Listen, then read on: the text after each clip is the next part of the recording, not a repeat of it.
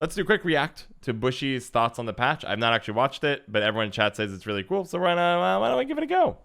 Why don't we give it a go? Try it out. I'm going to put this on 1.5 speed because I'm really impatient. Hopefully you guys are okay with that. I will say low-key on my own personal YouTube videos, not like the ones I make, but the ones I watch, I have an add-on that now can bump it up to times 2.5 speed, which is great. Anyway, let's do a quick reaction and see what happens. What's up, guys? In today's video, I want to go over all of the things that the most recent expansion cycle did wrong, all the things it did right, and then hopefully talk about solutions for the problems that we saw that came up and what exactly is causing the problems within this this expansion, good, everybody? expansion cycle, and all of that. So I just want to clarify right off the top, this isn't coming from a point of complete disappointment on my part. I don't think this expansion was the worst expansion we've ever had. It certainly was not the best, to be fair, but I'm just trying to say that I'm not doing this because I'm super disappointed in the game and think it desperately needs to change in order to survive. I'm not on the Gwent is dying, go play a different game kind of train. That's not what I'm feeling like right now, even though I do think the game could definitely be a whole lot better. So to start off, let's talk about what exactly the problems are. Yeah, so I think, again, I said it earlier before I had to readjust the speed to turn it down from times 2 to 1.5. This is the place you want to be coming from in terms of, hey, you're trying to improve the game. Not everything is dead, not everything is bad, and everyone's not overreacting, just coming from a, hey, here's where we're at, I like it. Here's where it can be better, though. You want higher volume too? Okay. And then we'll get into how I might go about fixing them. So to start off, we have got a little bit of an issue with the expansion release schedule, where if you take an expansion and just chop it up into 3 bits and then release them at separate times, it kind of leads to a bit of a balancing struggle, because you have decks like Relics that don't have their synergy yet, and they're really bad in the first section of the expansion and way too good in the second section of the expansion. And then you have decks like Rain and Druids, which is really bad in the second set of the expansion and then gets really good in the third set of the expansion, right? And it just leads to this problem where if you take one expansion, chop it up into 3 bits, you're just going to make it so that you can't actually balance any of your cards, and that's just obviously unideal. A better alternative to that is to just have an expansion every 6 months, which is definitely not the preference. That's not good at all. That is way too slow of a release schedule, and it is not fun at all to play a game when the content is that dry. It's not a good solution. So as far as solutions for this, I mean, I think everybody's on that page. I think even CDPR is on that page. I would shock me if we ever see something like this again, in terms of a one big set chopped into 3, but rather, I think you're going to start seeing them disconnected from each other, where it's like, oh, here's your drop, here's your drop. Here, you know, this one set that comes out is all self-contained. Moving on. I would prefer if these mini expansions turn into something that are actually independent of each other. So instead of having a Rain archetype for 3 mini expansions, you would have a Rain archetype and then a Warriors archetype and then a Druids archetype or something like that, right? Rather than just having support for one specific archetype the whole way through, because again, it just leads to weird balancing issues that make it essentially impossible to properly balance the game until you have the full set out. And even when you do have the full set out, it obviously it doesn't exactly lead to the best balance until you take the time to properly balance it, which, speaking of that, leads me into the second problem, which is it's really obvious that there's a problem somewhere in the line with playtesting. I don't know what the problem is. I'm not going to point fingers here. I don't know who's doing it, and I don't know what the reason is, but ultimately, they either don't have enough playtesters, or they aren't paying their playtesters enough, or maybe they don't have enough time to get the playtesting done. I don't know. I don't know what the problem is, but ultimately, these last 3 expansions on launch have all had cards that were ridiculously out of balance, to the point where you genuinely have to ask yourself, what were you thinking? You look at Mamuna and you go, what were you thinking? On release, Mamuna was a completely ridiculous card that made no sense to exist. And if playtesters had the resources to figure it out, they would have found this and said. So I kind of agree, but I kind of also wonder about this in terms of Mamuna was unbelievably strong when it came out. And Cranthier was a design problem waiting to happen. There's a couple of them left in the game. There's not too many left, but it was one of those that said, oh, if you make a powerful monster card, like, it can copy it, and that's ridiculous. And so your design space for strong monster cards was getting bricked because of Cranthier. Mamuna is really interesting in terms of the fact that I wonder, Bloody Mistress, I feel like, was the big thing to call out here. I wonder a lot about whether this whole set was designed and playtested within itself. As in, companies like to stay a year ahead on schedule with drops and art and expansion and playtesting. It's not like, at least I hope not, at CDPR, they're flicking a switch and like a week before, like, we got everything built and done, flick the switch that week later, and all the cards get dropped. I think there's a high chance, this is my speculation, that the problem with playtesting is that they're playtesting all of the cards at the same time, right? All of it. So everything doesn't seem out of balance of each other. If yes, Mamoon is really strong, but man, this C stuff is really punishing, right? I bet they're testing Skellige Weather. It's making Sabbath hard. If you're packing a row, you're getting smacked by Storm and Ryogan, and you have all this ridiculous stuff to keep in balance. I wonder if this is my feeling for the patch. If they actually had it so the 6 months, like the 3 expansions were all tested at the same time. That's what it feels like to me. Granthier was a design problem waiting to happen. The other one, low-key, calling it out. For some reason, Siege support is coded for any order ability and not actually just Northern Realms. So one day they're going to make a busted neutral card, and Siege support is going to mess up the whole meta. Waiting for that. Wait for that day. You can put that down. It might be years in the making, but Siege support is quietly waiting for just one busted neutral order card. Like, really busted. Anyways, carrying on. Hold on. Let's make this the proper point in provision value and nerf it by 2 provisions before we release it.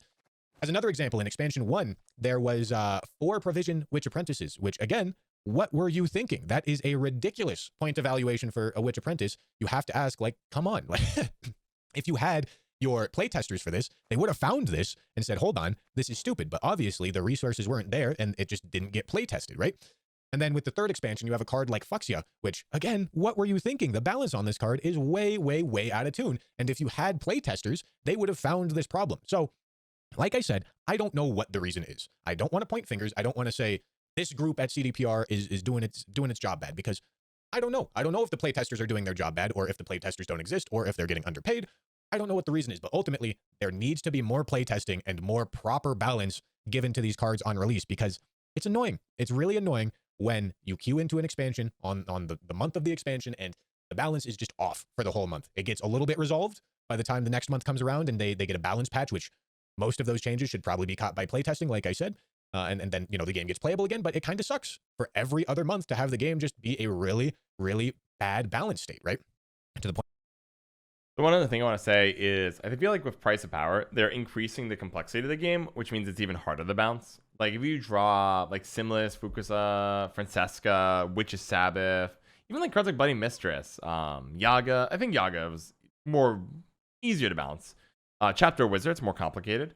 There are a lot of cards that are complex this time, and I feel that it's a good direction. It does bring chaos, but I think the overall complexity is well worth the additional chaos it can bring. Mind you, the disconnect, I feel like, is where the biggest problem is here. If you're putting out part of the set at one time, it might not make any sense. And then certain power levels that have better cards released spike, Mamuna, Bloody Mistress. And later on, Monsters falls off because they take some nerfs and the other archetypes that were forgotten catch up. I think it's more complicated than just everything is very strong. If everything is very strong, nothing really is. I think for me, that the bigger problem, if I was going to ask CDPR to change something, it's the disconnect of each set. Or the connecting of each set. They need to be disconnected. It needs to be this is the card drop, is self-contained, this is Skellige Weather. That's it. That's probably going to be your only support for half a year or a year. That's what comes to my mind.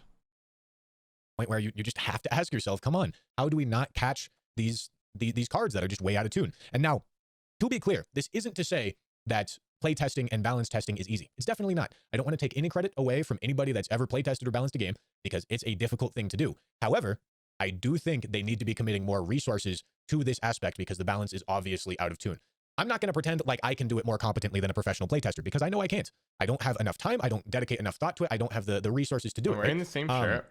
And that's why obviously some of my card reviews have been incorrect, to the point where I said, like, meditating mages probably aren't good. That was obviously wrong. I didn't catch that. But a playtester, given enough resources, should be able to catch that. It's a little bit ridiculous that cards like this get printed in the first place, right?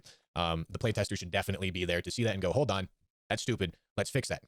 And that transitions me into the final issue that I have with this expansion release cycle. And that has to do with the overall game design direction, where in the most recent dev stream, we saw Vlad and Berza talking about the design philosophy that the game is taking, where they want the game to be fun before it's balanced. And so that means they're putting a higher priority on these wacky, multifaceted card effects, which within themselves, isolating for balance and things like that, is a good thing. Having complicated card effects that lead to interesting considerations is a good thing. However, more often than not, when this is applied to real card design, there tends to be a real trade-off with these wacky, fun, as the devs would say, card effects and balanceability. And so I got a couple examples that I think illustrate this point well.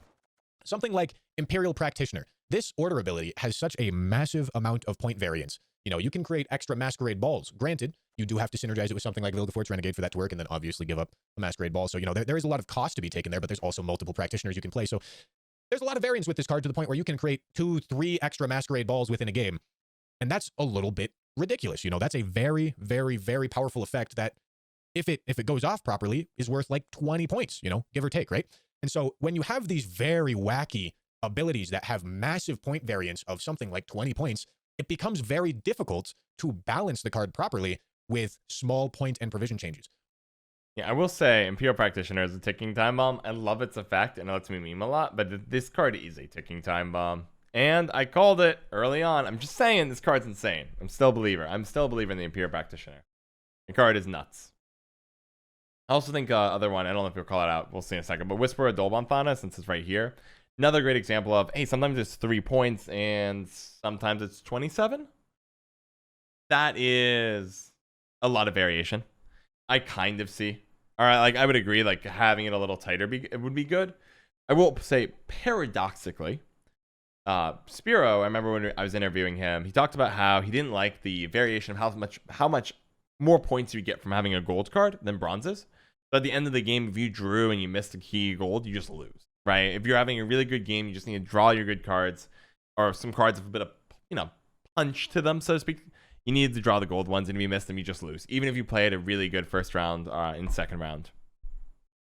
So I do think there is something to be said for these kind of cards, these more point heavy ones, but also I think you need to potentially cap it. Like Dolbanthana, I wouldn't mind seeing like a 4 or 5, and it can go up to 3 times, or up to 2 more copies. So it can be a 12 for 5, which is insane, or you can answer of a 4-point card, a 4-point damage card, and you net a provision as a benefit. Like that kind of works out. Pure Practitioner really shouldn't have assimilate.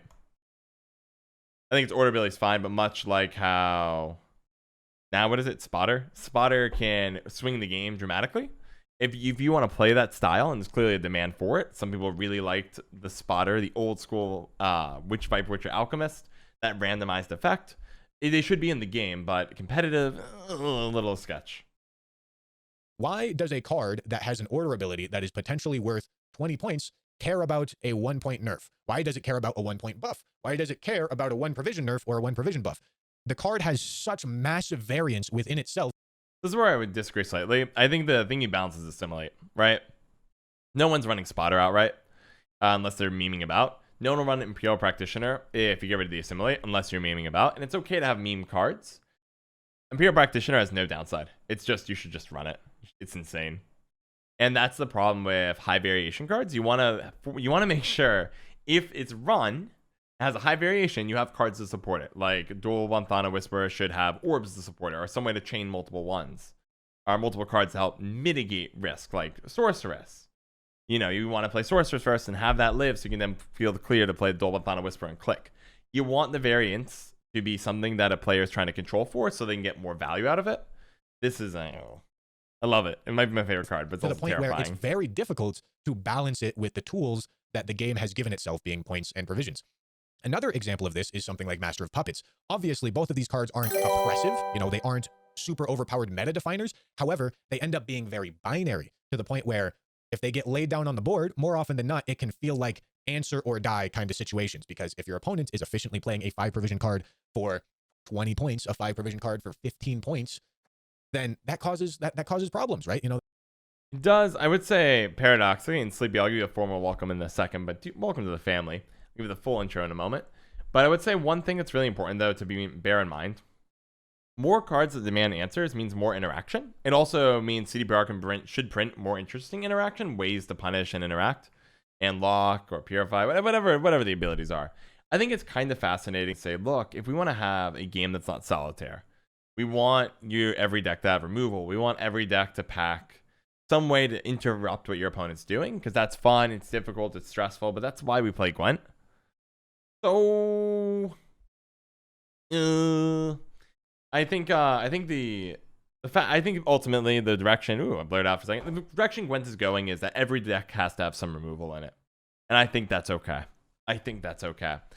Now, and then if every deck has Imperial Practitioners, your Master Puppets, your Sorcerer still Bonthana, I'm surprised it hasn't been called out yet because this card's insane.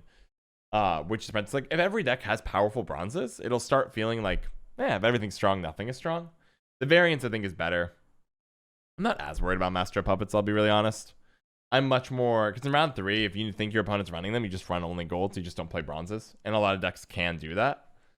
Or they have 4-point cards that don't buff. It's all damage oriented. Like, I'm not worried about Mop. Good old Mop here. Career Practitioner not having no downside is the scary part. 5-5 Assimilate is the downside, and mostly on par with Mage Torture. Agreed, Trey. And that's the problem with my Practitioner friend, Assimilate. But it lets me do so much fun stuff. It will lose its tag someday on Assimilate. Mop versus Trap. That's a really big problem. Obviously, if you answer it, they're playing it for 4 points, right? And that's why they aren't oppressive, but it still means they're bad design, because ultimately, it's stupid to encourage these interactions where you essentially have to answer these very cheap provision cards, otherwise you just end up losing. Because that's not interesting, that's not entertaining, that's literally just a check. Do you have this card in your deck? No? Okay, you lose. Do you not have this card in your deck? Or do you not have it in your deck? Okay, you lose, right? And it's just a problem, you know? You can't have these very binary effects like this that have such massive variance, especially on low provision bronze cards. Another example of this would be something like Messenger of the Sea. Incredibly high ceiling, and we see that it's actually causing at least a small problem in the most recent meta. And what's even more disappointing is that this effect has already shown itself to be a problem, and the developers already nerfed this effect and capped it essentially with On-Crate Greatsword. Fading Blob, you have an interesting target. If every faction has OP bronzes and the rest of bronzes are bad, not being played, it's true, but that's the state of every bronze, right? There's always a series of unplayed cards in the game. Because if I have tons of options, I'm going to just pick the best ones. And so therefore, whatever the terrible options are, not like, no one's sitting here complaining that Wolfpack sees no play. It's there. Nobody's complaining that, Golden Ale, or is that what a Golden Froth? Golden Froth doesn't see play anymore now that Swallow exists. Like, because Swallow requires less setup. You can't make, but let's see. So I think it's really important to bear that in mind in terms of, I actually really like the bronze direction. I think you probably, like certain ones, like Imperial Practitioner shouldn't have the Assimilate tag, but it's fine with the Order ability. I think it's okay. Messenger of the Sea, I'm not really sure if I would ever cap it, and we'll let him finish up his talk. I honestly, I'd rather just go to a 7 provision bronze if it's really that strong. 7 provision bronze is probably the better way to go. I like the more interesting and bold effects. Like you have Self Eater now, which can be 5 engines in 1 card. There's a lot of craziness here. You can also run interactive decks to rein in all of this, and that's what's happening. That's not even what's happening. It's just like people can just run removal decks if it gets out of control. And Jerem, I think the Practitioner Ball argument is actually the wrong way to argue that Practitioner is busted. The reason Practitioner is busted, you play it, your opponent can't really play Oneiromancy or any good spells, period, or else you click and steal them. On top of the fact that it's also a 5-for-5 Assimilate, so if you play around it, you still probably get crushed. Or if you kill it, it's a 5-for-5, meaning you have to spend a 5-point removal, which is 5 provision typically, so you trade even. So Practitioner is pretty dangerous. I'm not worried about the triple ball. I think triple ball is the wrong way to look at Practitioner, but I think there's a good argument that the fact of I should as a player be able to be rewarded for avoiding falling into a Practitioner trap. And likewise, my opponent should be rewarded, or whoever's playing Imperial Practitioner, for trying to manipulate it. So they should be rewarded by playing Vilgefortz Renegade, or like Vilgefortz OG, so you can kill your opponent's unit that you want to steal and steal a bunch of copies. Variance is best when you're rewarded for controlling it. It's not a bad thing to have. It is bad, though, if it's like old school Viper Witcher Alchemist off of Gorther. It's just like, I'll take a 5% chance with no downside of winning the game. Let's see. I couldn't get any decks to work, so I have a neutral Syndicate deck, Lamau. There was a Syndicate deck that just came out for Elder Blood's report. Great pickle. If you want to check that out. That was Bounty. Looked okay. Carrying on here. They already knew that Messenger of the Sea's card effect was going to be a problem because they already learned this lesson with On-Crate Greatsword. So it's just really disappointing to see these uncapped bronze effects get reintroduced into the game, especially after they already knew that these kinds of uncapped bronze effects cause problems. And I think it really shows a shift in mentality to where they're taking the game further away, or at least trying to take the game further away from this very skill-based, rigid kind of point balance system and kind of make it a little bit more wacky, a little bit more fun, as they would say. But I certainly personally don't prefer it. I know you may have a different opinion, but I certainly don't prefer it because it takes away a lot of the skill gap within the game. It really lowers the skill ceiling because a lot of the matchups in the current meta, more often than not, are asking, do you have the control to deal with my greedy strategy? And I just don't think that's a fun gameplay experience to where you're winning or losing within the deck builder. So as far as solutions go for this problem, it's probably going to require a design direction change again, at least in my opinion. It is obviously possible that you can print wacky, intricate card texts like Imperial Practitioner and make them balanced somehow.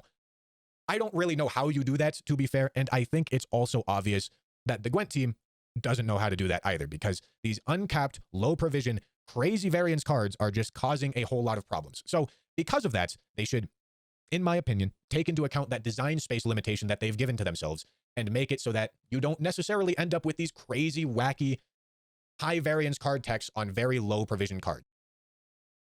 I'll let him finish this one, actually. Hold on. And, that may be less fun, as the developers would say, but ultimately it will lead to a better gameplay experience that is actually more entertaining, as the skill gap will be larger, and it'll allow for quite a bit more interesting decisions to be made within the game rather than interesting, fun decisions to be made within the deck builder. I think, I don't know if I fully buy that. I think the direction is actually very good. If I was going to say, what was Gwent, when was Gwent most popular? Just like everybody had to play it, and that was closed beta, when everything was pretty darn wacky.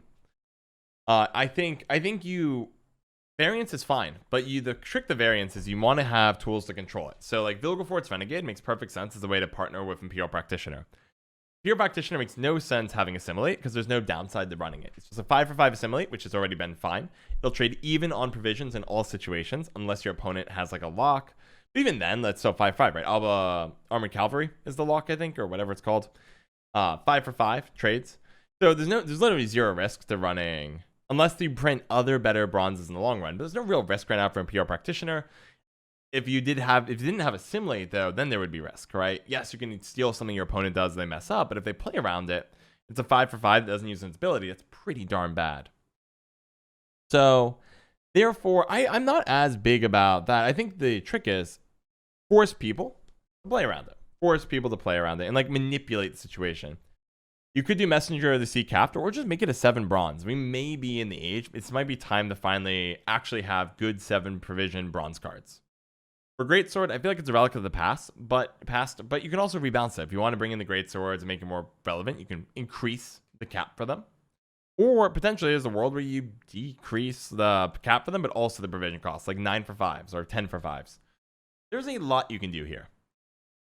I'm not as worried about the creep. I think, and I also think like Messenger of the Sea isn't this high variance card. It's a card that demands an answer. But if you answer, your opponent's stuck playing Weather. And Weather without Messenger of the Sea is fine. We can deal with that. It also, Weather has that problem of like really struggling with armor and also really struggling with control. If these greedy decks rise up, then control decks will beat them down because control has a ton of tools these days. Maddock is a machine. All these low-cost bombs, and CDPR can just bring in more low provision removal. Maybe it's finally time for Alzur's Thunder to be 4 provision. And that's a crazy thought, but maybe that's where we're going. That's an easy way to force everything to trade. I think the 5 to 6 messengers per game is not an issue. Off of like Megascope and stuff. Operator is pretty cool. I saw a tech earlier today.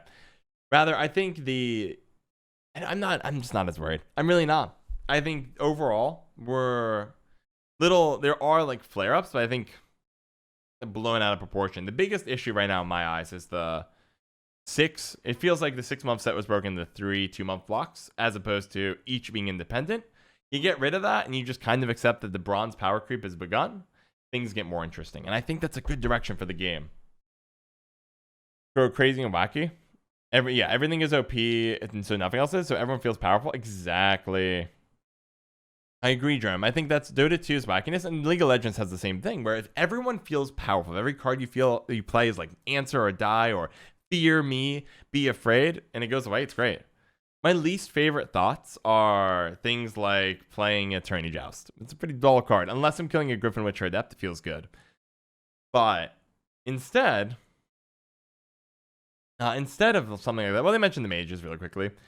But I would say, like, what are your favorite Gwent memories? What are the moments? Hey, Bushy's here. Sound like you agree with me? Yeah, I think we're on the same page on a lot of it. I think, and I might be. Oh my gosh, Bushy's in the chat. Flies me. Wait, aren't you streaming right now, man? Are you not streaming? Oh, am I right before it? That's super flattering. We react to your video. I hope you don't mind. I just kind of went for it. No, I think we're on a similar page. I think the thing we would probably disagree is the design direction. I'd rather them keep going it down this path and do better, if that makes sense. Where, look, I think if we go to, I'll pop a deck builder right now. I'm gonna get control here real fast. Since you're in the chat, heck, I'd love to chat with you. Let's go ahead and do it. Yeah, I'm assuming just the easiest search is going to be price of power. Bronzes. Here we go. That's what I want. So my opinion on, I don't know if I'm gonna post this on YouTube or not. Maybe if I get like Bushy's blessing. But my thought is for variance. Variance, this thing is fine in the game, but you want to control. So like, let's go to, where are you, Imperial Practitioner? Imperial. So this card is a problem. I call this as being a problem. I actually thought it would be the strongest card in the set. In the long run, this will eventually lose this assimilate tag by far. It's like almost guaranteed. I would put money down if in a year. Maybe I went for money. I don't like betting. But if in a year, it'll lose this tag. Variance is fine if you're rewarded for controlling it and your opponent's rewarded for playing around it. So what does that look like? Imperial Practitioner with a 5/5 assimilate. Can I jump in the voice chat? Heck yeah, you can. Let me pop on the Discord. Now that's definitely going to go on YouTube. Heck yeah. Let's totally chat it up. We've gone way. This has been a far more interesting React video than I ever thought it would be. Like, all right. Heck yeah. Come on here, bud. Let's do it. Might have to balance volume, so be patient. What's up, dude? Yo, sup? I'm flattered. Let me reduce volume. How is volume, chat? Say something. Hello. Perfect. Matt. Oh man, this is the best React video ever. It's like the first time I ever thought, hey, I should react to this because everyone in chat was telling me how good it was, and then here we are, next level.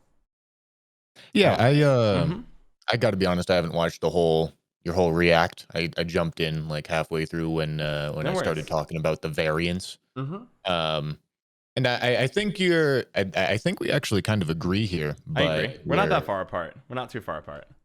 Yeah, I maybe just like misphrased my argument a little bit, or like you misinterpreted it or something. But I just wanted to clarify it because I was writing out a whole ass essay in the in the chat, and I didn't want to. No, you can just message. Yeah, let me just hop on Discord, John, for a hot sec. Yeah, no big deal. So tell me more. If you want to clarify something, or you want me to express what I think you're coming from and where I'm at, just let me know. How do you want to approach it? Sure. So, you said something along the lines of high variance cards are okay because, like Imperial Practitioner, for example, or like Messenger of the Sea. I know you have a problem with an Imperial Practitioner because its floor is too high. Whereas I have more of a problem with cards whose ceiling is too high, especially at low provision cards. Obviously, they don't become overpowered until their floor gets very consistently high, right? Like, so Imperial Practitioner, like you said, it's an assimilate 5 for 5. It's pretty good. It's pretty strong. Just because its floor is so high and because its ceiling is also incredibly high. Whereas something like you were talking about Whisper, its floor is quite a bit lower, right? It's got like a 3-point floor. Or something like Master of Puppets, it's got like a 4-point floor, right? And it doesn't have that assimilate tag to take advantage of it as well. So those aren't like overpowered in that sense, but they're still incredibly high variance, meaning that if you don't answer them, they obviously end up being worth like a whole bunch of points. Really, really, really strong point evaluation. And I think that within itself is a problem because the tools with which you have counterplay are like checks, pretty much, deck building checks. They aren't like, for example, I go back to Mill a lot, where I think Mill is actually somewhat of a quote unquote healthy archetype, to the point where you actually have in-game decisions that decide how you go about winning the game. And I know this is like the most controversial opinion that I hold, but you don't have to remove the Viper Witchers in order to beat Mill, right? You instead have to do your best to not thin and make the choice to not use your thinning cards, and then try to get the round control and try to 2-0. You can make those choices in the game rather than in the deck builder, and that gives you more in-game choices and more in-game counterplay. which is what I really prefer. And so when you have cards like Practitioner, for example, that have this incredibly high variance, or Messenger of the Sea that have this incredibly high variance, high ceiling, even though they may be like balanced in quotes because their floor is low enough, ultimately they have such high swings within their own point evaluation to the point where um, it's very hard to actually make like a skill-based game around them, because the counterplay you have is removal cards. And you like technically you also have one pass within the game which serves as control for anything that gets played in that round.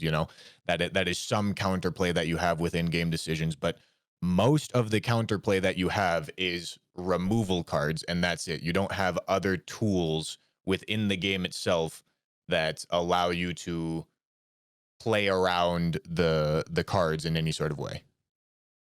Okay, I'm with you. So let me dive into a bit of that, of my own thoughts.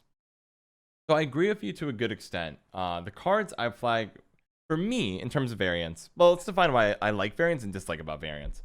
Variance is great when you're rewarded for playing with it. As in, if I have a card that's highly variable, like so Imperial Practitioner, let's start with here. The reason I think the order is actually perfectly fine.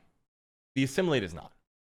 My opponent should be able to be rewarded by trying to make it difficult to get a good Imperial Practitioner target for a round by enforcing a 5 for 5, which is not a particularly good stat line.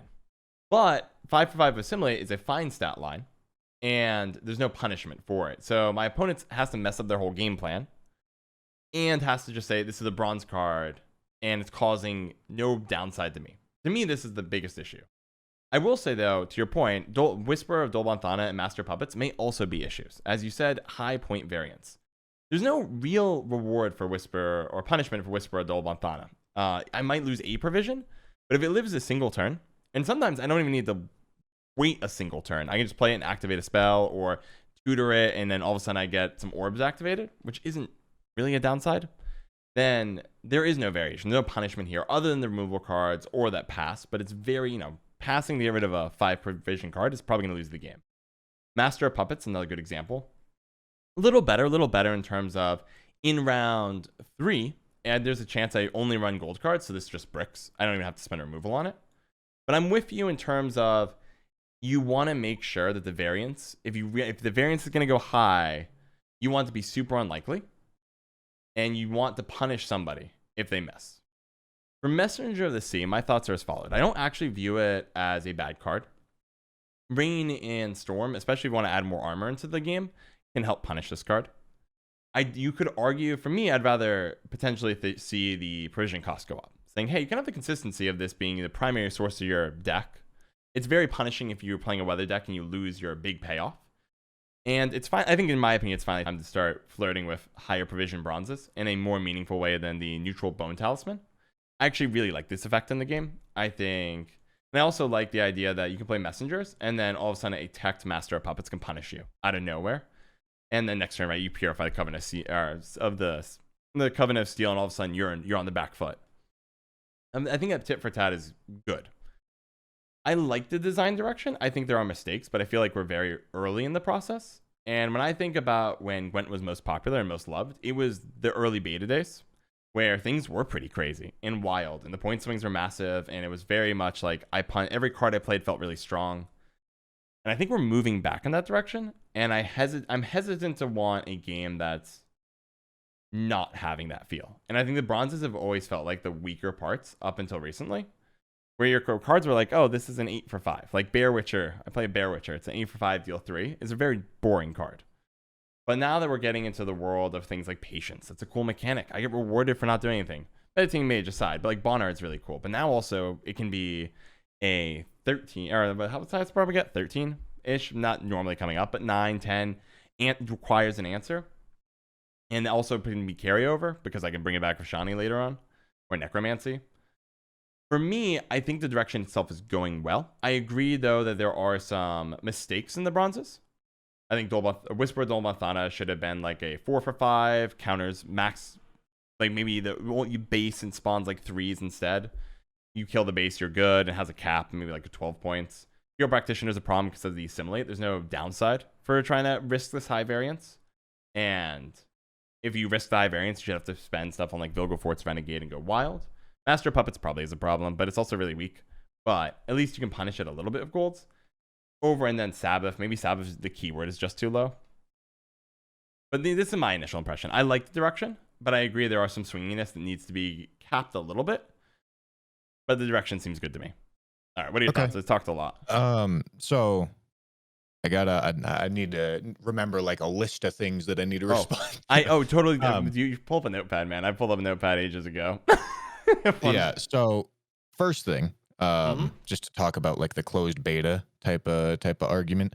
I didn't play in closed beta. I don't know if you did before you started streaming, John, but so I don't have personal experience with it. However, every time I've heard about it, all I've heard is people just completely complaining about gold immunity because it was so BS and just didn't like that at all. That's what I've heard about closed beta. Obviously, it was popular, but I think new card games tend to be popular, especially when Hearthstone was, on the decline or starting its decline, when Gwent was initially releasing back then, And I think there's all sorts of reasons why the analytics might suggest that it was more popular without necessarily meaning that it was better.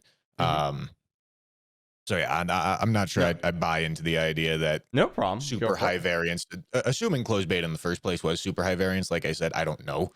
Well, I think for me it was less about the variance, but it felt like every card was impactful. Like it wasn't just like, oh, I play Attorney Joust or I play Bear Witcher and I get my 8 points or 4-point removal. It was I played a card and something was going to happen, and it demanded things were going to get crazy for a moment, and then my opponent was going to be able to do something crazy back.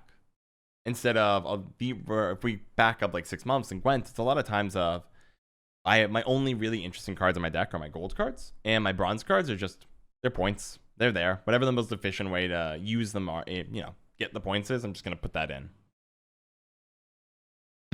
And so that I think I feel like this is the step in the right direction in getting towards a world where every card in your deck is kind of fun. Like you look at it, don't look at a card in your hand and you're like, wow, this is boring. Like Pact is a functionally boring card, but you can do cooler stuff if you are willing to move in bolder and more interesting directions. Like Hysteria, for example. Is it strong? No. Is it interesting? Yes.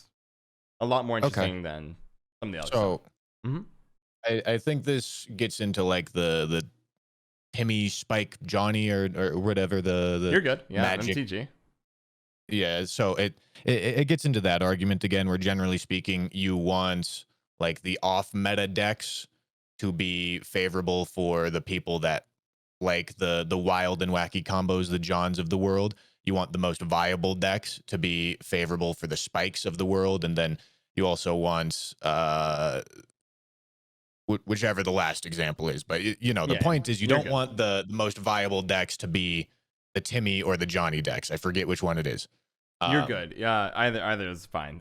Johnny is like cool comboing and crazy interactions, and Timmy is like, I laid the biggest unit out and you got destroyed by it. Like you play the big bomb and it's like, boom, gotcha. Then Spike is the competitive one.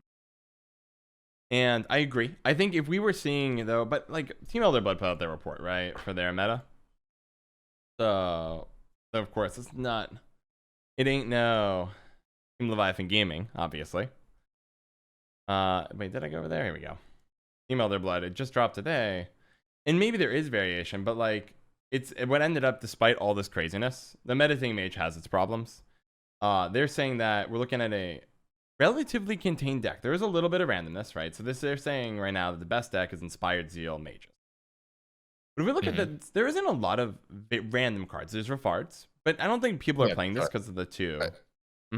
I absolutely agree. That's not a high variance deck at all. But either way, this isn't like the hill that I'm gonna choose to die on, because I don't even necessarily believe that currently the meta is very, very favored for these super high variance cards. I just think it's heading in that direction, and that's what I'm concerned about, because there's getting such a high priority on these very, very high ceiling like low provision cards, which I definitely wouldn't prefer. And so again, you were talking about I think you were talking about balance when you were saying things like Imperial Practitioner or like Master of Puppets and Master or Messenger of the Sea are fine because they have downside. You know, if you remove them, they're bad. If you don't remove them, they're good.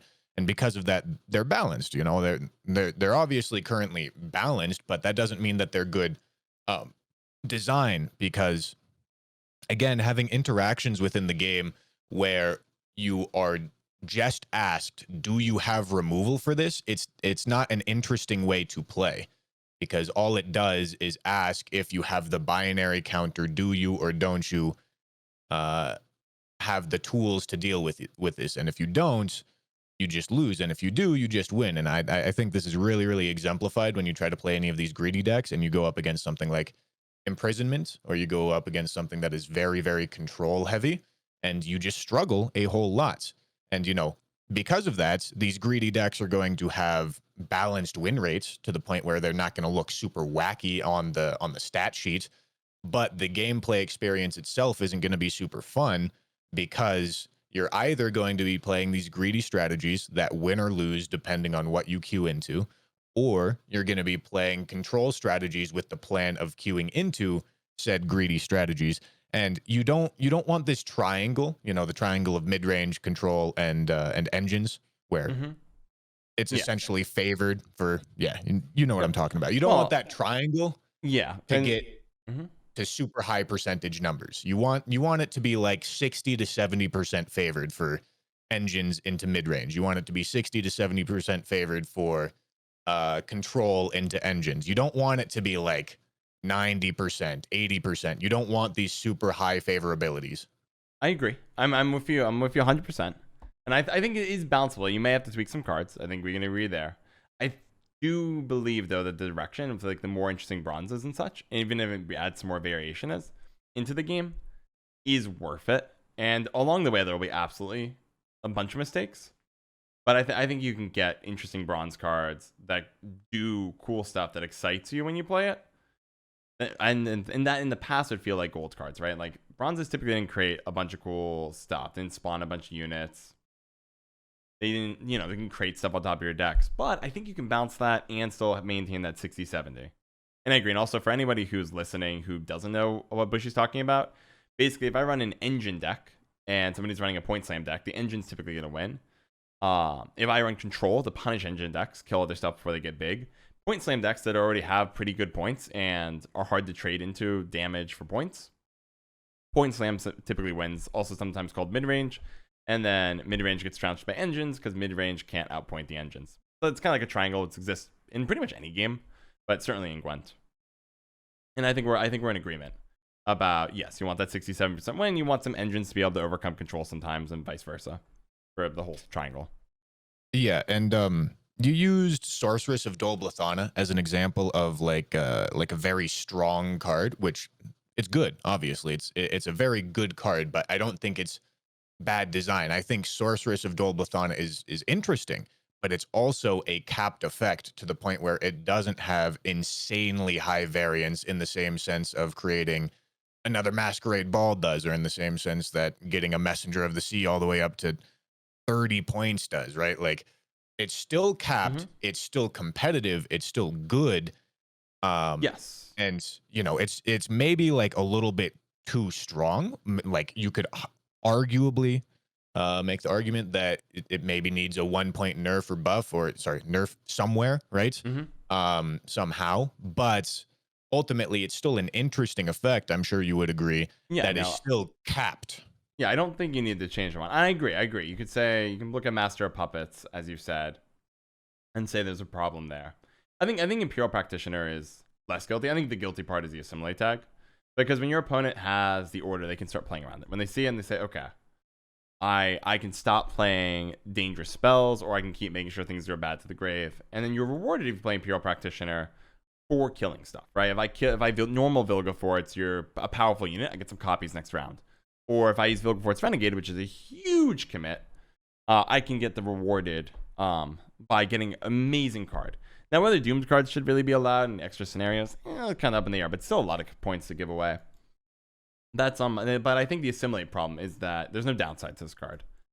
I think it's okay to have high variance, but you want to have like, that is the reason why it's balanced, which is what I've been trying to say. But the design itself, I don't think is good because like if you take assimilate off of Imperial Practitioner, it's probably balanced because it has a really well, not a really low floor, but a relatively low floor, the same way Master of Puppets does. It's why Master of Puppets isn't overpowered. You know, nobody's going to complain about Master of Puppets in current meta because it doesn't really get played. The bigger problem is that it has such a high variance on such a low provision card to the point where it makes the interaction binary. So Imperial Practitioner without assimilate probably balanced. You know, it probably has a 50% win rate, the way that the analytics team would probably like to see. However, it's still bad design, I think, because it has such a high potential to just completely swing the games, and it makes these binary interactions. And binary is really the thing that I'm trying to avoid here. I think binary is the death of skill in card games, because all it does, if hypothetically you have a purely binary game, it's literally rock paper scissors, right? And every step you take closer to that tends to be a bad step, at least in my opinion.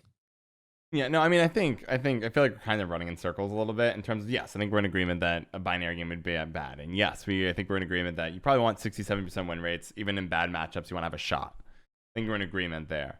I think where we disagree slightly is going to be down to the design direction at the moment, because I think you can achieve all that with the current direction. I don't think you're going to see Messengers of the Sea mess everything up. I don't think once you fix the assimilate tag, I think you'll see things check each other, and also the fact that one type of way to respond to your opponent playing like Messenger of the Sea is the answer of a Whisperer of Dolbanthana, or answer of your own powerful bar saying response, your Imperial Practitioner, whatever it is, right? The other paradox here is if you have a powerful high variance card and I play one, all of a sudden we're in a standoff a bit. We're both saying, okay, how can we avoid each other's interaction stuff? I'd say the worst of all the variance cards would be Master of Puppets. Because if you play as your second to last card and your opponent has a large bronze and they don't have an answer to it, they can be 50 points, right? C is a 20-point Messenger C. But a lot of them do have ways to play around it. Keep Sabbath. You know this in their deck. Keep Sabbath offline. You know Imperial Practitioner is coming down. Then don't play a powerful spell like a Heat Wave, because then they can just instantly click it next turn. Those, I think, are better. You can bounce it. They need some tweaking here there, but I think it's a okay direction for the game. Actually, I'm excited about that one. I have a question for you, John. Go for it, Bushy. So, hypothetically, let's say Assimilate gets taken off of Imperial Practitioner. Yep. Would you ever choose to play that card in any sort of like competitive deck that isn't, you know, just trying to do some cheese nonsense with triple ball or something like that? No, but I don't think it's a bad thing, because as you mentioned, there are multiple types of players, and so I play a lot of memes, and so this kind of card, even without Assimilate, I'll make decks with it. And sure, I absolutely agree, but this is my point with the balanceability of these cards, because they don't really have the tools to balance order abilities this wide, because you either make them completely relegate them to bad meme cards, which, you know, are very, very optimistic, but certainly never competitive, or you add an assimilate tag and their floor is too high to the point where they're crazy high variance competitive cards, and both of these situations probably are unideal, although I will admit having bad meme cards get printed is better than having competitive high variance cards get printed, because ultimately there is still a demand for bad meme cards, but nonetheless it doesn't exactly like evolve the game or expand the game, because the meta just doesn't experience the side effects of bad meme cards. Yes, well, I think it's really important. Let's go to we'll use that Elder Bloods report. I haven't spent a ton of time here, but let's dive into it for a second. In terms of, it's like some of the cards they printed are perfectly fine for players who are not going competitive. It is good, actually, I would say, to have cards that are fun that will never see play. Even legendaries like Master Mir will never see competitive play. And I would argue when it does see play, if it ever sees playing competitive, there's a problem. You don't want that variance there. So I would say yes, to an extent. I think we agree there's some problem cards. I don't think the direction's bad, but like if we look at how the all kind of shook out, Terra Nova, you have no idea what they're going to spawn, but I have a bit of control of a Mage Torturers. Like that's a good example of here's a card of variance that I can control to an extent. Lydia, you don't know what's going to spawn, but I can play a back row fight, kind of try to feel out if I need to steal my opponent's stuff. Like this is good. There is a level of good variance that's important. I Yeah, think sure. makes the deck I bet don't the think game those cards are better. problematic. I agree. I think though if we look at the meta, just like right now, the cards that we've talked about that are seeing play, that are breaking into the world of spikes and bounce and actually affect it, Messenger of the Sea would be one. Let's see. I think you see some Meditating Mage, but I'm hoping Full On Mage. Meditating Mage is a problem. Like this is a card that, as it's currently designed, is supposed to be more memey or even just casual, like just slot it in, but now is actually a problem. I would flag that card. Yeah. But I think a lot of the cards that we've complained about and talked about are still within the world of memes, which is where they belong. Master of Puppets, if it ever becomes competitive, should be nerfed out of it. But if it's okay to have a meme deck that wins 25% of the time on high variant. Talking about Mill earlier, Mill has been everyone hates Mill, except a certain group of memers. But there's also an acceptance of, man, it sucks when you lose the Mill. I run I'm picking up my hyper thin deck and I queue in the Mill. And then all of a sudden I just lose. Because it's just like, I remember when hyper thin was tier 1, I was running around the ladder of some terrible Mill decks. I did Skellige Mill, I did Northern Realms Mill, and I started in Monster Mill, and I took games because there was so much hyper thin, I got to punish it with whatever Mill deck I came up with. With that said, I think right now, like the argument, like the push back a little bit here is, yes, variance is dangerous. I think in pure practice, like if I was gonna actually flag the problem cards, Messenger of the Sea might need to go higher on provisions. Pure Practitioner needs to lose Simulate tag. Whisper, I still feel like is a problem too. If they can't, if when Square Tail Spells becomes meta, this thing becomes meta, and 27 for 5 is a bit crazy. But a lot of these other cards that are high variants are not even in meta. So it's like hard to consider them a balance thing, or even influencing the 67 triangle, because they're not part of the spike world. That's world of competitiveness. I get you. I'm not using these as examples of cards that are, well, at least obviously things like Master of Puppets. I'm not using that as an example of a card that's just completely breaking the game, because it's not right now. It's more so to indicate the design direction. So if the design direction is, like I said, the dev stream talked about fun over balance, and I interpret that as meaning these very powerful uncapped card effects. And that's what all of the expansions are. I would assume that means at least some of the cards getting printed are going to be spike cards with crazy high variance, which is not a good thing. It's if the whole design direction of the game is to have crazy high variance cards, which belong closer towards the Timmies and Johnnies of the world, as a full expansion, when expansions are intended to evolve the meta, and that they're obviously intended to make new decks that get high play rate, right? That's probably the main purpose of expansions. It's obviously to expand the game and make the Timmies and the Johnnies and the Spikes of the world all feel happy. But I imagine the most impactful is the spike cards that they print, because those are the most games that get played. So if the whole design direction is Timmy and Johnny design, that's not great. That there needs to be like some amount of balance, and the point evaluations need to coincide with that, right? You can't print Imperial Practitioner at spike evaluation with its order ability. Yes, I think that latter we agree on. I would argue that, so here's where I would put a little bit of like pushback in terms of, I think CDPR knows this. If we look at all the good competitive cards that are printed, most actually have like from the golds, right, which are supposed to be like the cornerstones of the decks. They're actually very capped, and in very, like, there are some randomness like Gearheart, but typically it's going to be a 13 for 11. We do see some balance issues like Muna. I'd be really interested if Price of Power ended up being a 6-month set instead of this terrible, as we talked about, this really a 6-month set. It's broken up into 2-month chunks. That was a bad design. CDPR is definitely aware of that. But I think if you look at the golds that are impactful, that do see play, the variants, even there are variances like Chapter or Wizards. There is variance a little bit from the Brute. You don't know what you're going to kill. Terra Nova requires some level of setup. You don't know what's going to be your opponent's grave with Witch's Sabbath. And also, John, if gold cards are inherently less problematic with high variance because they are so much more commitment.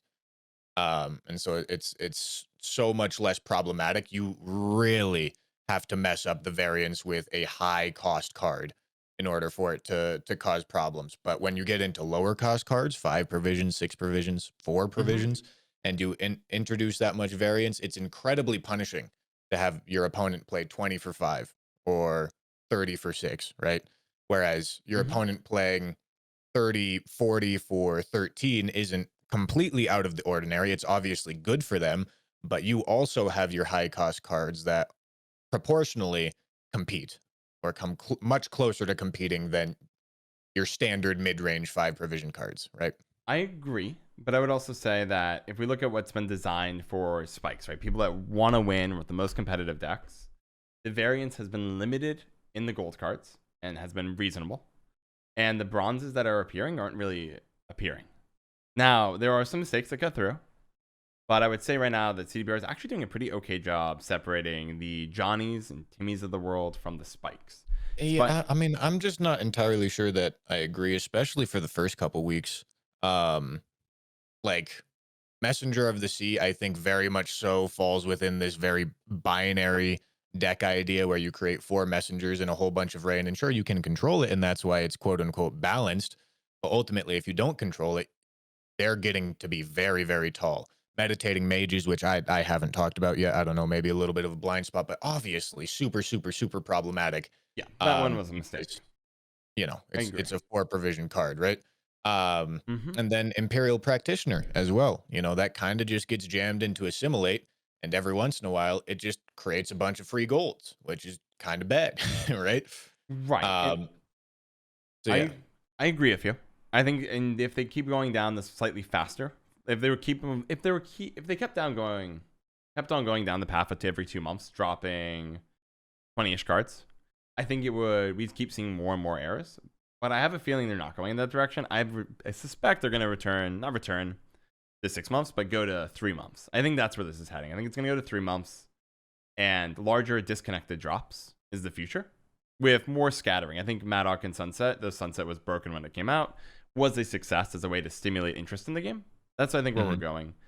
And as a result, I feel with a slight slowdown and a smarter disconnect approach, because they're all of a sudden, this entire past 6 months, you've been thinking like, okay, look, we printed a bunch of Spell Squirtle cards, and everyone says Spell Squirtle's a joke. But I know in 2 months, we're going to print these other cards, and they're going to come out, and all of a sudden, everyone's going to be like, crap, what the heck is this? And that, I feel like, was made the bounce the past 6 months very bad in terms of they know what's coming, CDPR, and they're like, just wait for it, just wait for it. But I think when you see it slow down, and CDBR is given just a little bit, not much more time, just a little bit more time to fix things like Imperial Practitioner and Meditating Mages, we'll all feel good. The first month will be chaotic, sure. and they'll nerf it and move on. Like Meditating Mages, I actually don't mind the design direction. I think you just have to make it deploy for the resilience, and things start to kind of come together, and it becomes an interesting card. I saw a suggestion to make it Devotion to get around Megascopes and Iterin, which I also Ooh, thought that would was be hot. I like that. yeah. Uh, So I mean, mhm. they are probably capable of making these cards not spike cards, which means making them not competitive. But Correct. like I said, I don't think you can make these abilities balanced and competitive at the same time. And maybe they're not supposed to, but I suppose this just demonstrates the larger problem of a very obvious need for playtesters, because all 3 of these mini expansions have released high variance cards as competitive options with very poor balancing, and Yeah, to an hopefully extent. that can get Mhm. fixed. Yeah, I think It's the not three good. months. I think 3 months. Once they start disconnecting the cycles and the rotation of cards from each other, so there's no more. Here's a big set. We know where we want to bring the power level of Gwent to, and we have to make some weird choices. I think once that's all lined up, we'll be in a better place. I feel like Harvest of Sorrow was the best drop so far. Not that it fixed the problems that they had in terms of trying to bring up the power level and all of that, but it finally kind of tied up some stuff, but also felt more contained than the previous two, which makes sense, right? If you have a bunch of cards, like 8 cards that need to work together, I'm going to put them in the first 2 drops or the last 2 drops so that they come out quickly. And then the final one, like hand buff, felt very self-contained. That was very nice.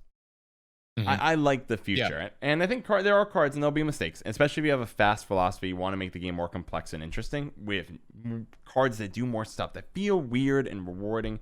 Like Purge is a good example. Here's a card that rewards you. If all of a sudden it's really easy to get Witch Hunters out, it'll be busted. but it's a cooler card. It's cooler than the old paydays and all that fun jazz. I look, and then who knows? They could have accidentally made Purge the numbers wrong and be busted. That's not really a variance thing, but it's just balance in general. Yeah. As we go into this, there'll keep being more mistakes, but I think the game will get more interesting. It'll be more fun, and I think you'll have a more interesting meta. And the fact that they've kept a lot of the variance cards, the biggest offender I think is Meditating Mage right now, and for you, Messenger of the Sea, I think you can bounce that. I think we'll disagree there. In terms of I don't think it necessarily needs a cap like Greatsword, but I feel like right now CDPR is doing a fairly good job. Even the not many variation cards are left in the current meta, and unless they go next patch and they tunnel drill it, like, oh, we're just gonna add a provision to Meditating Mage, that'd be better.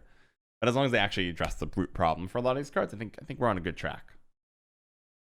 I mean, yeah, like I said, I'm just not sure I can agree, and that comes down to the gameplay experience that I've had. Mm-hmm. A lot of what I've been seeing, and I think a lot of what a lot of the other competitive players have also been seeing is a super binary situation where rain was really popular, and the way you deal with rain is with control, right? If you answer their messengers, they're playing rain, like you said, and that's bad. If you don't answer messengers, they're playing 30s for 6s, and that's pretty good for them, right? Yes. With Meditating Mages, the way you deal with it really consistently is with control. Obviously, I did see the Reddit post from Shinmiri for anybody that also read that, who talked about his in-game strategy of how to beat Meditating Mages. But posted that. I also think that Shinmiri's just a little bit ahead of the meta here. I think as soon as that matchup resolves, and as soon as Meditating Mages gets a little bit more practice for the Meditating Mages players, then they're probably just going to end up committing R2's add-ups in round 1 and countering or playing against Shinmiri's strategy to the point where it's still going to degenerate to a binary control fiesta, which is also just not great. And then that kind of just leaves mid-range maybe there to try to farm some of the control that exists. And admittedly, mid-range is really hard to make it a problem. Like mid-range is inherently the least binary of all the archetypes, at least in Gwent. And so mid-range, I really don't think has turned into a problem in this current meta, but the control and engine dynamic is pretty annoying and seems pretty prevalent, at least from my gameplay experience. I've seen so much control Nilfgaard, greedy Northern Realms, and greedy Skellige. Yeah, and that might be that the variation's off. I would be curious to see what the win-loss is for all that. And maybe it turns out it might be just like, do you draw removal? You know, the percents look good, but it is really that binary experience. I do think if CDPR, and I think it's really going, less frequent drops, more time to balance things and tweak things, I think it can rein it in. Pardon the pun. I didn't realize I punned until that moment. I was like, that was a good pun. But anyways.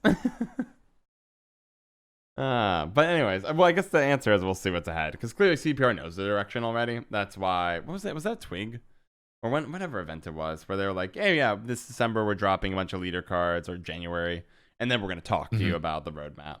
They already know what they're gonna do.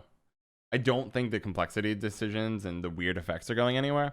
I think it's gonna become less frequent. I think with better bounce patches, I'm optimistic. I think you'll be surprised if, like, fast forward 6 months from now, we have our first 3-month drop, maybe a month past it, and they have a heavier hand with the bouncing of everything. I think it'll feel better. And we're seeing that CDBR's learned it. The patch where they did the one provision nerf to tunnel drill, in my eyes, is still kind of unforgivable. I'm still bitter about that. Now they lay the hammer much more frequently. Yeah, I mean, we'll see. I think the balance has been, like, historically misguided. Maybe they've gotten better at it, but like the one provision tunnel drill nerf, we've had a lot of those kinds of nerfs in the past where it seems like the balancing decisions are like notoriously data driven to a fault, to the point where something like a binary card like Messenger of the Sea or Imperial Practitioner may look fine, even if it is leading to binary interactions in competitive decks, which in itself is a bad thing to happen for binary interactions in competitive decks, but it may statistically look fine in terms of win rate because you queue into the binary good and the binary bad in equal amounts. You queue into control and you queue into engines or mid range an equal amount, and so it's quote unquote balanced, even though it's still unhealthy. Mm-hmm.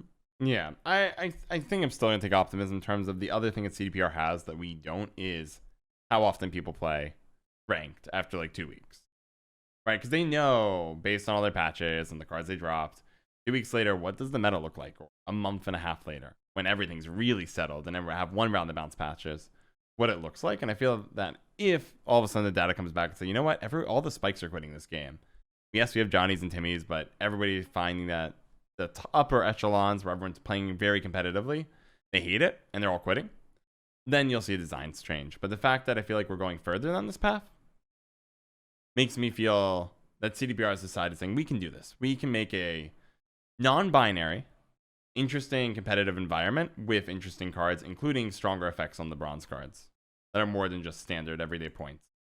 Though it would not surprise me still if cards like they make mistakes, right? Meditating Mage and PL Practitioner have issues.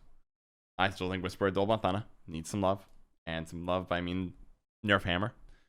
But with all that said, I think I believe in CDPR's ability to pull this off. In the past, we've come a long way from patch notes of nerf tunnel drill, move on. Now it's buff like 20 bronzes, buff 5 golds you forgot about. Nerf the monster relic nerf in particular gives me a lot of hope. They actually, I feel like, overdid it. It was Kikamore, Mamuna, Bloody Mistress, and like one other. Oh, Cranthier. They just eviscerated the deck, which was too far. But it makes me optimistic. And there's also like one more thing that I'd like to say here. Yeah, so whatever you'd like.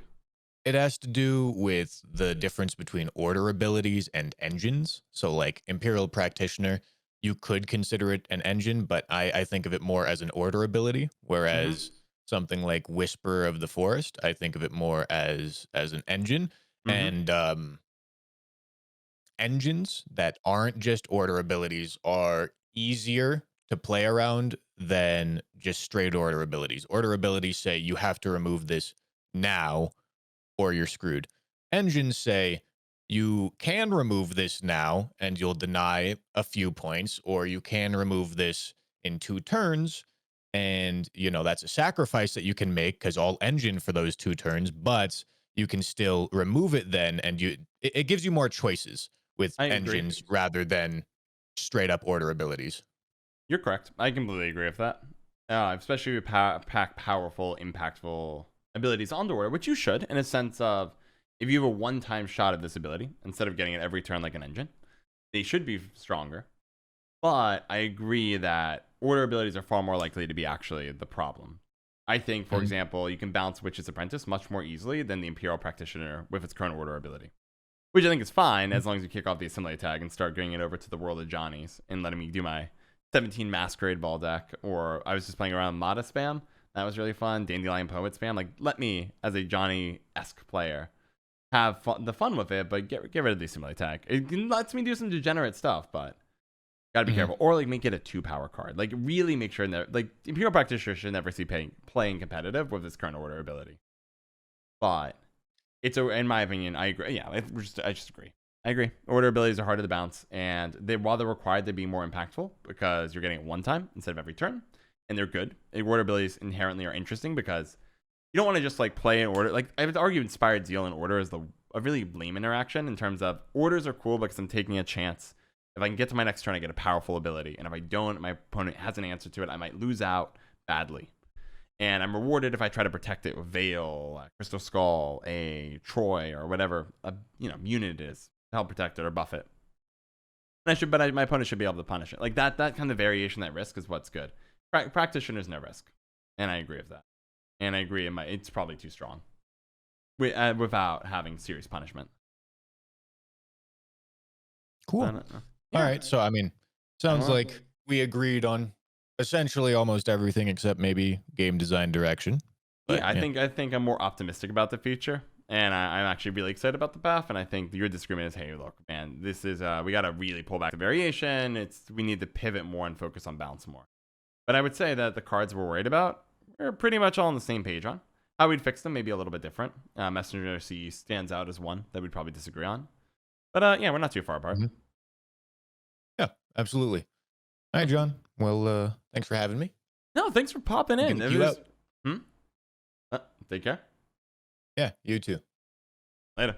Shout out to Ahmed Ali McRandar and pseudonym 81 for their generous support on Patreon.